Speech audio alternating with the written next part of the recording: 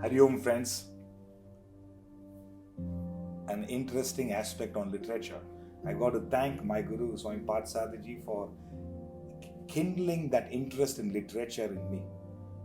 Whatever literature I learned is through his teachings and through his guidance.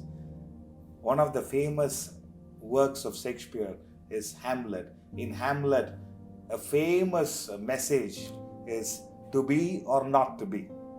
Whether it is nobler in their minds to suffer the slings and arrows of outrageous fortune, or to take arms against a sea of troubles, and by opposing end them, to die, to sleep, to perchance to save e'en the thousand natural shocks that flesh is heir to, there lies the rub. Hamlet goes on and on and on. But the important message is to be or not to be. That is the question. The choice, friends, the choice. The dilemma of choice is the question. We are all in this cycle. You make a choice, for that you experience a consequence, and then there's a next choice. Our life is cyclical.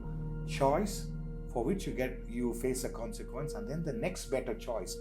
We have this beautiful potential of intellect whereby you could have made some wrong choices, but the next better choice helps you to deal with your life in a graceful way, in a blissful way. So friends, let's not get unnecessarily worried or anticipating troubles because there's a dilemma of choice. One suggestion is, when there is a dilemma of choice, go with your inner voice, your conscience, your intuition. It will always lead you in the right ways. Otherwise, friends, don't worry. Choice, consequence, next better choice, next better choice. You keep making the next better choice is progressive, is right. You will lead your life in the right ways. So, to be or not to be is a question. It will be a trouble when those people are victim of their minds.